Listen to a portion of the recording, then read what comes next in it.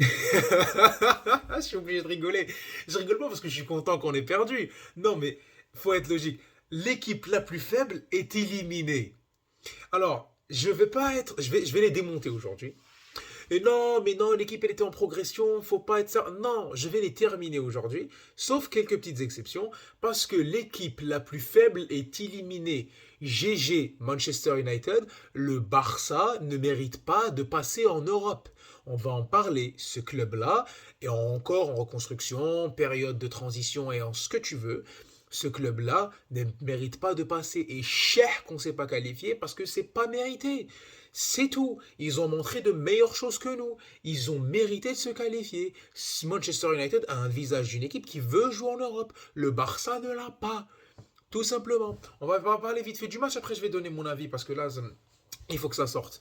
Voilà, j'ai pas fait le débrief du 8-2, j'ai pas fait le débrief du 4-0, j'ai pas fait le débrief du 3-0 face à la Roma. Il y a plein de défaites que j'ai pas parlé des Classico. J'étais pas encore sur YouTube, je les faisais tout seul en message vocal avec des amis. Mais maintenant, on va en parler en fait. C'est pas une.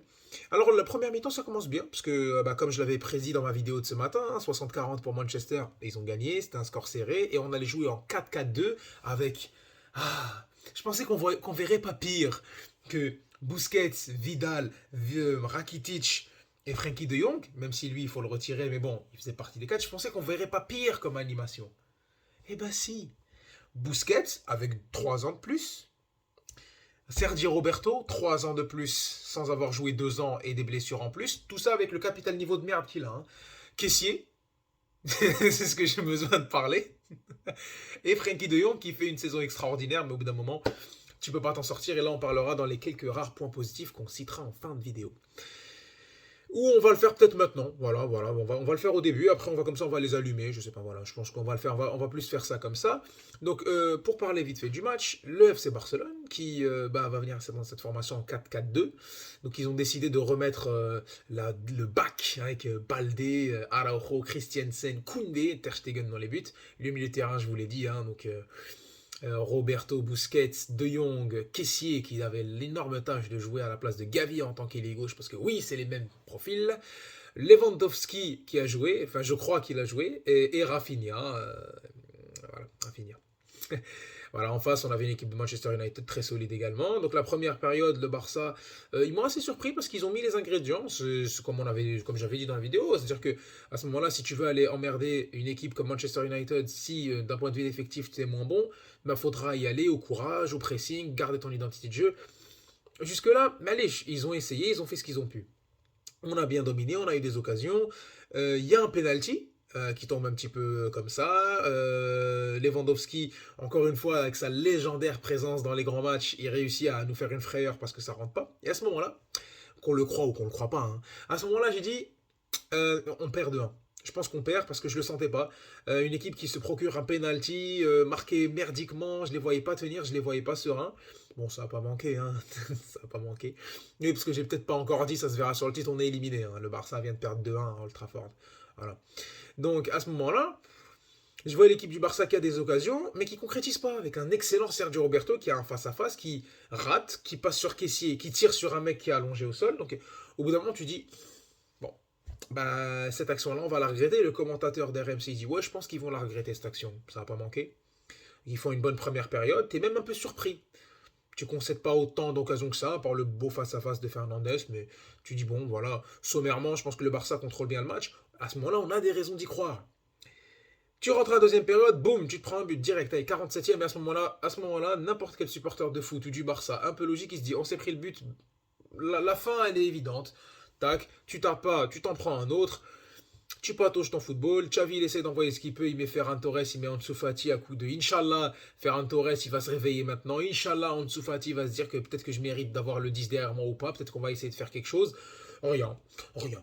Donc à ce moment-là, t'as quoi? Bah t'as une équipe du FC Barcelone qui pataugeait, qui balbutiait son football, qui ne pouvait absolument rien faire, qui était inoffensif. T'avais des occasions, mais t'avais l'impression que ça ronronnait, que ça pouvait jamais aller loin. Ils se sont fait retourner le cerveau, retourner même physiquement par cette équipe de Manchester United qui n'était pas du tout en première période, donc très très belle première période du Barça. Mais en deuxième période, bah déjà de 1, tu es en Europe, quand il faut tuer un match, il faut le tuer. Ce que le Barça fait pas, bah Manchester United l'ont fait quoi. l'ont fait. Et là, on va en parler, parce que moi, il y a plusieurs choses sur lesquelles j'aimerais parler. On va commencer d'abord par les coachs. C'est très difficile maintenant de parler de Xavi. On va dire, ouais, Xavi, voilà, grand coach, grand joueur, voilà, regarde le Barça où c'était, regarde ce qu'il est devenu. On ne retire pas le travail de Xavi. On va pas en parler. Le travail de Xavi, moi, je vais pas le retirer. Le gars, on avait une équipe qui était au bord, qui était aux fraises, hein, qui était au bord du gouffre. Le gars, il vient, il met de la confiance, ça augmente, ça remonte un petit peu, il y a des certitudes, on redevient compétitif en Liga. L'année dernière, on finit deuxième. Cette année, on va très probablement la gagner encore. C'est pas gagné.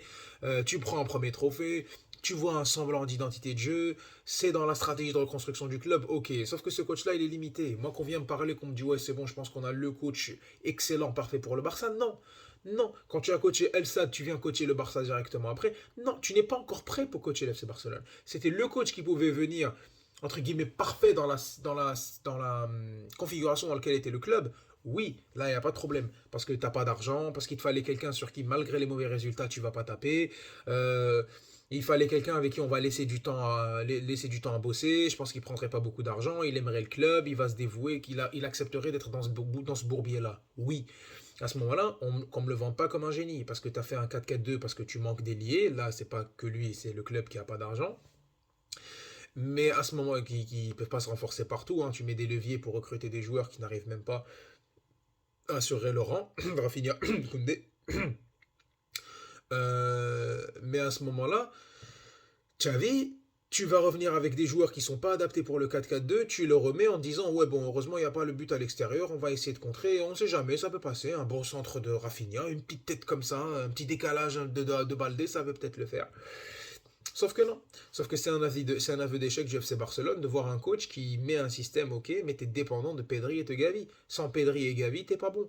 On l'a vu encore une fois face à Cadiz, ils sont pas impressionnants, ils ont la recette pour gagner en Liga, mais ils sont pas impressionnants tout simplement. Donc, sans Pedri, sans Gavi, t'as pas un mec de 20 ans et un mec de 18 ans. On parle vraiment de ça, les gars. On est en train de parler de gars qui sont même pas censés être titulaires dans les clubs, quel que soit leur niveau. C'est censé être dans un club du Barça qui est censé être bien géré. Tu joues des bouts de match, un match sur trois, tu peux commencer, peut-être aller un des deux, mais pas les deux. Et là, tu penses que Pedri est blessé, ah merde, on est éliminé. Gavi est blessé, ah merde, le 4-4-2, il sert plus à rien.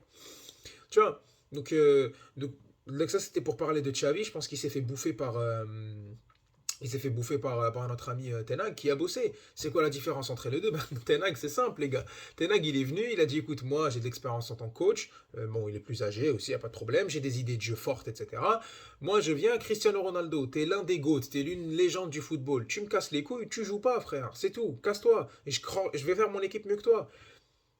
Pardon, je sais même plus parler. Je vais faire une équipe meilleure sans toi. On ne parle pas du niveau, on respecte la carrière, Ronaldo, légende, tout ce que tu veux. Mais il avait plus le niveau pour jouer dans le plan de Ten Hag. Et Ronaldo, il joue ce soir, je ne sais pas si le Barça est éliminé finalement. Parce que le travail que fait Rashford, le travail que font les autres attaquants, les milieux de terrain, le fait que Wood Weghorst redescende en 8 pour permettre à Rashford de se projeter, tout ça, c'est des choses que tu ne peux pas faire avec Cristiano Ronaldo. Un pressing tout terrain très très haut des joueurs de Manchester United, tu ne peux pas le faire avec Cristiano Ronaldo. Le mec, il avait une vision, il l'a appliquée. Ok, d'énormes moyens. Ils sont surpayés. Casemiro qui fait un match incroyable. Le fait qu'ils aient acheté Varane 1 ou 2 ans avant. Le fait qu'ils ont acheté Lisandro Martinez. Acheté Anthony qui est encore décisif. Ok, ils ont mis les moyens. Il n'y a pas de problème. Il n'y a pas de problème là-dessus. Mais c'est un coach qui bosse, qui a développé une belle équipe, qui sont maintenant, entre guillemets, revenus dans la course au titre, ce qui était impensable il y a 3 4 mois. Mais c'est aussi quelqu'un qui a pris des décisions. Il n'a pas dit ah tiens, Busquets, t'as joué avec moi, t'es une légende, t'as formé l'un des meilleurs milieux de terrain de l'histoire. Non, je te dégage pas parce que t'es catalan. Ah non, Sergio Roberto. Putain, il faut parler de Sergio Roberto. À part son but qu'il met face au Paris Saint-Germain, putain, il a servi à quoi? Et je vous vois venir. Hein. Là, j'y vais en mode rafale. Hein. Je vous vois venir. Non, mais l'accélération qu'il fait face au Real Madrid, tu sais, le but de Jordi Alba Messi à la 92. On s'en bat les couilles. C'était à un moment, c'est plus maintenant. Khlas, c'est fini. Ce mec-là a été baladé de milieu de terrain, latéral, défenseur central, ailier. Ce gars-là n'a plus le niveau pour le Barça. Il revient d'une blessure. Tu le mets au milieu de terrain, tu vois encore ses limites. Le gars, il sait faire des passes latérales. C'est bon pour jouer en Liga. C'est bon pour affronter Osasuna. Ça s'arrête là. Ça s'arrête là. C'est fini. Franck Kessié aussi, il faut en parler. Au milieu de terrain, il n'y a pas. Le mec, il est costaud, tu dis, ouais, on va le ramener, c'est un peu style N'Golo Kanté, il va aller casser le jeu, etc. Non, le mec est physique, le mec n'a pas le niveau pour jouer au Barça. Ce gars-là, si tu me dis, il joue dans une équipe comme le Betis, oui, je peux comprendre. Ce gars-là est à Monaco, et encore, ce gars-là est à Rennes, oui, ce gars-là ne doit pas être au FC Barcelone. La même chose pour Sergio Roberto, la même chose pour Busquets. Et peut-être même la même chose pour Rafinha. C'est ouf de se dire maintenant, ah, on regrette Ousmane Dembélé. Ousmane Dembélé, il y a un an, on voulait le dégager du Barça. Là, Ousmane Dembélé, il n'y a pas si longtemps, on se disait c'est le pire transfert de l'histoire du club, et ça l'a été. Et maintenant, tu dis, on n'a pas Dembélé. On n'a pas Dembélé, on n'a pas Ansu Fati, on n'a pas Gavi. Oui, je veux bien, et peut-être que s'ils avaient joué, peut-être qu'on aurait pu gagner. Mais à quel moment, quand tu as un club comme le Barça, tu dépends que de ça? Je vois la déclaration de Busquets à la fin du match. Ouais, à part l'intensité, je pense qu'on a été bon, ça va pas nous affecter mentalement. Ben si, en fait. Avoir quelqu'un qui explose sur toutes les transitions, qui n'arrive plus à gérer physiquement, dans son jeu posé qui n'est plus utile. C'est bon en Liga, il n'y a pas de problème. Mais la Liga, c'est ce qu'on appelle un miroir déformant. Le championnat est faible. Tu n'as pas d'adversité, tu n'affrontes pas de grosses équipes. En Liga, tu peux te permettre de jouer de la sorte. Tu peux te permettre de disparaître et marquer sur une occasion. Là, on va parler par exemple de Lewandowski. Lewandowski, c'est un attaquant que j'ai jamais aimé, moi, par le passé, d'accord. Moi, j'aimais pas spécialement Lewandowski. J'ai toujours trouvé que Benzema c'était plus fort, Suarez c'était plus fort, pour leur capacité à marquer dans les grands matchs. Tu vois, c'est un peu comme l'histoire d'Ibrahimovic. Ibrahimovic, un très grand attaquant devant l'éternel, mais il est décrié parce que en Ligue des Champions, à partir des huitièmes de finale, ça ne fait pas grand-chose. Et c'est un fait. Luis Suarez, ça marque dans les tours décisifs. Karim Benzema, est-ce que j'ai besoin d'en parler? Thierry Henry, est-ce que j'ai besoin d'en parler? Ça, c'est des joueurs. Tu vois, Lewandowski, oh, il a marqué un but, oh, lui deux. Non, il marque le septième et le huitième. Oh, demi-finale face à Lyon. Il marque le troisième but à la 92e sur un gardien qui fait 1m83. Voilà. Et j'en sais quelque chose de Lyon. Disparaît systématiquement dans les gros matchs. Même en Liga, tu disparais dans les gros matchs. Ah, il a mis un but cette année face au Real. Non, c'est une passe de Gavi. Et encore, s'il rate ça, c'est grave. Ce mec-là disparaît des gros matchs. Ansu Fati inexistant. Ferran Torres, Rafinha qui nous coûte le match. Il a fait une bonne prestation au Camp Nou, il n'y a pas de problème. Mais là, on s'est dit, il coûte le match. Trop de ratés, trop de mauvaise orientation sur les prises de balles, sur les frappes, sur les choix, sur les centres, sur comment quand il récupère la balle. Nul, partout en fait. La défense, elle a essayé de faire ce qu'elle a pu. En fait, ça sert à rien de les démonter un peu plus. Ça sera juste d'écrire le projet club. Ils ont été pas bons, ils ont été nuls. Ils ont montré qu'ils n'étaient pas au niveau de jouer une Coupe d'Europe. Oui, ils peuvent progresser. Oui, ça peut aller encore plus loin. Mais là, il faudra recruter. Il faudra aller chercher d'autres milieux de terrain. Il faudra aller chercher un autre ailier gauche parce que jouer en 4-4-2, c'est marrant 2 minutes. Mais là, il faut revenir au 4-3-3. Tu vois, aller chercher un vrai latéral. Ou bien tu as les couilles de jouer à une défense à 3. Parce qu'aujourd'hui, les points de satisfaction, c'est Christiansen qui est très bon, Araujo comme d'habitude, super gardien et De Jong. C'est tout. C'est tout. Est-ce que tu vas avoir un coach qui va se dire, bon, là, on va travailler une défense à 3, essayer de bosser un peu sur les latéraux? Non. Koundé, il a fait ce qu'il a pu. Mais encore une fois, quand tu le balades de défenseur central à latéral, ben, forcément qu'il te plombe. C'est normal qu'il te plombe. C'est normal. C'est une équipe qui est faible. La Liga, c'est faible. Le Real Madrid, faut pas en parler. Le Real, c'est une équipe, oh, on leur a mis 3-0. Ils vont te mettre 5-2 à Liverpool, à Anfield. 5-2, ils étaient menés de 0. C'est ce qu'on appelle le mental de champion. Eux, maintenant, le Real Madrid, regarde la déclaration qu'a fait Ancelotti. Quand il te dit, oh, la mi-temps, ils savaient déjà ce qu'ils devaient faire. Ils sont rentrés, ils ont mis 5 buts. C'est tout. Voilà, 5 buts. Ils étaient menés 2-0. Ils sont revenus à 5-2. Ils sont revenus à 5. Voilà. Toi, moi, j'y ai pensé pendant le match. Je me suis dit, tiens, et si on faisait un truc comme le Real? Ben non, tu l'as pas. T'as démocratisé, on va dire, le concept de remontada en faisant un truc incroyable face au Paris Saint-Germain. Déjà, de 1, il faut se rappeler que ça fait 6 ans. Il y a 6 ans, t'avais Messi Prime, t'avais Neymar Prime, t'avais un très bon Luis Suarez, t'avais encore Iniesta dans l'équipe, t'avais un très bon Busquets, t'avais un super Rakitic, une belle défense et un Ter Stegen qui a plus le niveau qu'il a maintenant. Avec un coach de ouf et un banc superbe. Chose que tu n'as plus. T'as des joueurs, en fait, c'est encore des enfants. Ils doivent continuer à grandir. C'est le processus, c'est normal. C'est le processus. Ils doivent continuer à grandir, se développer en Liga, essayer d'aller accrocher un bon résultat en coupe. Ils ne feront pas le triplé national. Donc, je pense pas qu'ils vont le faire. Mais, enfin, si tu peux vraiment appeler ça un triplé. Je pense qu'ils vont aller gagner cette Liga, essayer de se construire tranquillement. On va voir cet été qu'est-ce qu'ils peuvent faire. Voilà, tu dois garder De Jong, ok, Pedri c'est bien, Gavi c'est bien, mais tu dois renforcer. Ils pensent ramener Gundogan, essayer de chercher encore un autre milieu de terrain, et vous me dégagez Sergio Roberto, et vous allez me dégager Busquets, c'est qu'ils aillent se faire foutre. Je préfère jouer avec des joueurs qui viennent de Rennes, je sais pas pourquoi j'ai délire avec Rennes, hein, peut-être parce qu'ils se sont fait sortir aujourd'hui. Mais je sais pas mais des joueurs de milieu de tableau, même d'autres championnats avec un peu de potentiel, mais au moins qui vont se donner que des joueurs comme ça, quoi. Classe, on n'en peut plus. On n'en peut plus. Sergio Roberto, c'est fini. C'est fini. Terminé. Busquets, c'est terminé. Koundé, tu me le mets à son vrai poste. Soit tu fais une défense à 3 parce que les 3 ils sont excellents, soit tu fais des choix au bout d'un moment. Va te faire foutre. Ferran Torres, tu lui expliques comment ça marche. Soit tu. Parce que c'est pas parce qu'il me fait 2-3 bons débordements face à Cadiz que moi je vais oublier les 6 mois dégueulasses. Hein. Et encore, j'ai toujours eu confiance en ce joueur. Hein. Je me suis toujours dit, ouais, ça peut peut-être le faire. Il va forcément marquer contre une grosse équipe. Même s'il m'a donné raison quand il a marqué face au Real dans le Classico. Je me dis, il y a quelque chose. Il peut y avoir un déclic. Ansu Fati, c'est la même chose. Comme on a vu la transformation de Rashford, on peut avoir la même chose. Oui, mais pour l'instant, non. Il faut aller chercher pour aller les titiller. Parce que tu ne peux pas te permettre de compter sur Ousmane Dembélé. Je te rappelle qu'Ousmane Dembélé, il y a un an jour pour jour, il jouait pas. Ce mec-là était en tribune. Parce qu'il voulait pas être vendu. On l'a prolongé de 2 ans parce qu'on s'est dit c'est le seul moyen d'avoir un ailier plus ou moins correct à moindre coût. C'est-à-dire qu'on le garde. C'est quoi la vie d'échec de ce club? Moi, je fais cette vidéo-là pas pour dire que tout est catastrophique. Bien sûr, je sais d'où on vient, je suis pas con. Mais à ce moment-là, il faut vous calmer les fans du Barça. Hein. We are back. Ramenez-nous le Bayern. Voilà ce qui se passe avec le Bayern. Oh, l'Inter, c'est une victoire facile. Voilà ce qui se passe face à l'Inter. Ouais, on avait les remplacements, il n'y avait pas assez de joueurs. Ah, il y avait des blessés. Rien à foutre. Tu gagnes. Le Real, avec ou sans, il gagne. Le Bayern, avec ou sans, il gagne. Tu veux ressembler à quoi? Tu veux ressembler au PSG? Sans Mbappé, ils font rien. Même avec Messi et Neymar, tellement c'est la merde au club. Tu veux faire quoi? Tu veux ressembler à ça? Tu veux ressembler à des clubs sans certitude? C'est quoi ces conneries? T'es censé être le Barça. Ouais, bring back. We are back. Bring back everyone. Non, non, on peut les démonter. J'en perds même mon anglais. Alors que d'habitude, je suis pas trop mal. Hein.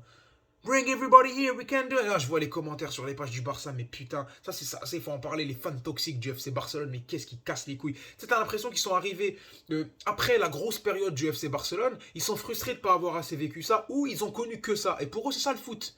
Non, c'est pas ça le foot, frérot. Le foot, c'est quand tu as une équipe, quand tu as un club qui n'est pas suffisamment compétitif d'un point de vue financier et un coach qui ne travaille pas suffisamment bien parce que oui, il travaille, oui, il apprend et tu as des jeunes. Quand tu dépends d'un mec de 20 ans, de 18 ans et d'un gars qui a été blessé la moitié de sa carrière, au bout d'un moment, oui, bien sûr que tu te fais éliminer, c'est logique. C'est logique. Bon, une petite note positive pour terminer. Frankie de Jong, jamais ce mec doit quitter ce club. Jamais ce mec doit quitter ce club. Il n'a pas eu de chance, mais ce mec-là doit jamais quitter ce club. Ils lui ont voulu faire les pires crasses. Le mec, il est resté. Et c'est compliqué d'avoir la lumière en plein dans la gueule parce que j'ai pas encore de setup. Mais ce gars-là, il est resté au club malgré tout. Et regardez les prestations qu'il donne. Araujo, Christiansen, des mecs discrets qui ont rien coûté au club, qui se donnent parce que c'est des coups qui ont été bien sentis. Voilà. Au bout d'un moment, quand tu commences à t'enflammer, Ansu Fati, 2-3 buts dans une saison, tiens le numéro 10, ah tiens la pression, le boulard, les blessures, un mauvais suivi. Bon, Ferran Torres, 55 millions d'euros, City les ont donnés en mode. City, non, tiens, vas-y, prends. Tu vois.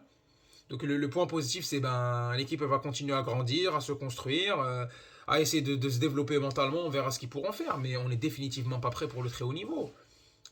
Et on peut reparler encore de ce qui s'est passé par rapport au match de la semaine dernière. Tu fais un turnover en faisant rentrer Marcos Alonso, Jordi Alba, parce que tu penses au match de Cadiz, parce que tu dois assurer la Liga. Mais encore une fois, c'est un compte petit bras. We have to fight for every title, qui disait. Mais mon cul. Mon cul. Parce qu'en fait, la Liga, elle est presque assurée. Le renouveau du Barça à l'international, il doit passer par la Ligue des Champions ou, malheureusement, là pas, par l'Europa League, par l'Europe de façon générale. Et là, t'avais la chance d'avoir une équipe difficile à affronter, un gros calibre, pour pouvoir t'affirmer, dire, bon voilà, finalement, on s'est pas fait sortir par n'importe qui en Europa League. Tu l'as pas fait. Tu t'es puni au match aller avec tes changements petits bras pour assurer ta Liga. Tu vois, oh, mine de rien, j'ai gagné la Liga. Mais non. Si tu fights pour tous les titres, tu viens pas à la fin du match, tu me dis on a été bon dans l'intensité et je pense que ça va pas changer. Cette équipe-là, elle évoluera pas. C'est comme un gars qui continue à faire systématiquement les mêmes erreurs et il se dit pourquoi je progresse pas. Que ce soit dans le sport, dans les régimes, dans la bouffe, dans l'école, dans le taf, dans les vidéos, dans tout ce que tu veux. Tu fais les mêmes erreurs, tu évolues pas. C'est tout. Simple, clair, net et précis. Voilà. Donc en espérant que ce match-là, ils vont retenir pas mal de leçons. En espérant qu'ils vont commencer dès maintenant à travailler sur des recrues intéressantes parce qu'il faut vite un mercato conséquent avec des valeurs sûres. Parce que là, Kessié, les coups à la Kessié, les coups à la Memphis, des coups comme ça, on n'en peut plus. Je sais qu'il y a une situation compliquée, je sais que Bartomeu a détruit le club. Laporta, il communique bien, mais là, il faudrait faire quand même des choses assez conséquentes. Voilà. C'était un coup de gueule, c'est la vidéo la plus longue de ma chaîne. Seuls les vrais passionnés regarderont un crachat de haine pendant 20 minutes. Mais il fallait que ça sorte, tout simplement. On fera des vidéos un peu plus posées à l'avenir. J'espère que vous avez quand même apprécié, que vous soyez d'accord ou pas. Bah, les gars, dites-le moi en commentaire. N'hésitez pas à like, à partager et à vous abonner. On se voit très très très vite.